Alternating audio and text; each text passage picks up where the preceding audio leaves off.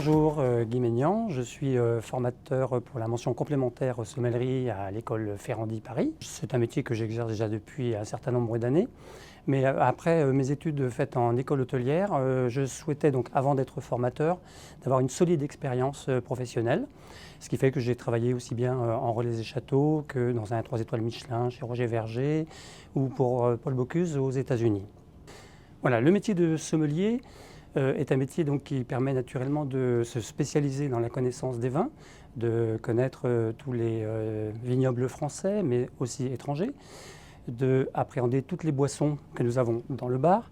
Et puis nous allons avoir donc des connaissances sur l'historique, l'œnologie et naturellement l'art de déguster un vin et de contribuer à l'harmonie de l'association des mets et des vins.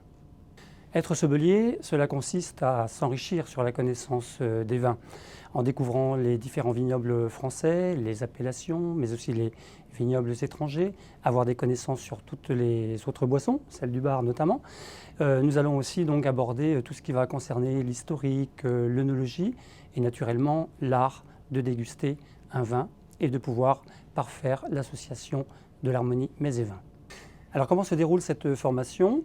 C'est une formation qui va se préparer après avoir obtenu un diplôme en restauration, ça c'est obligatoire.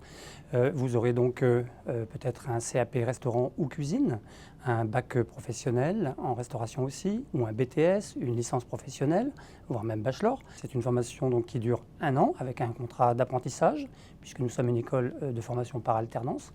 La présence à l'école est à partir donc, du mois de septembre jusqu'au mois de juin, et à savoir 2 jours par semaine au centre de formation et 3 jours en entreprise.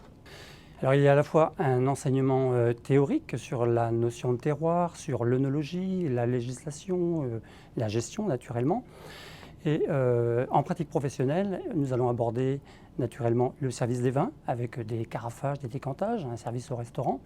Et puis naturellement, nous allons faire beaucoup de dégustation, l'art de déguster les vins. Et tout cela est aussi animé par la présence de vignerons, de comités interprofessionnels.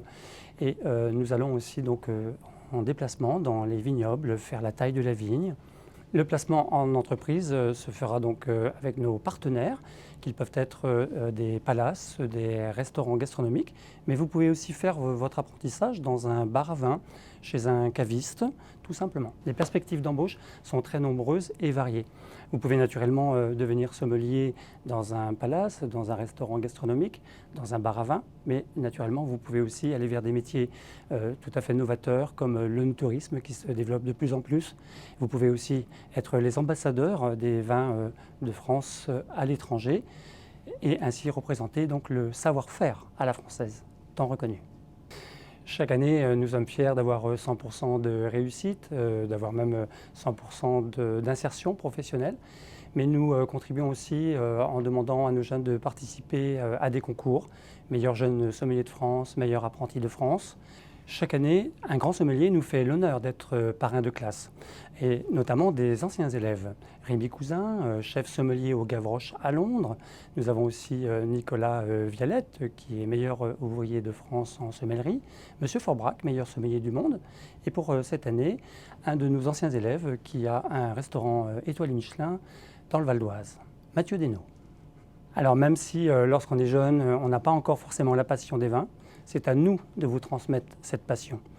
Et c'est un métier vraiment de partage où on rencontre des gens formidables, que ce soit les vignerons, ceux qui élaborent le vin, mais aussi ceux qui le vendent, et puis notre clientèle à qui on fait plaisir et on partage cette passion avec une clientèle de plus en plus d'ailleurs exigeante et connaisseuse.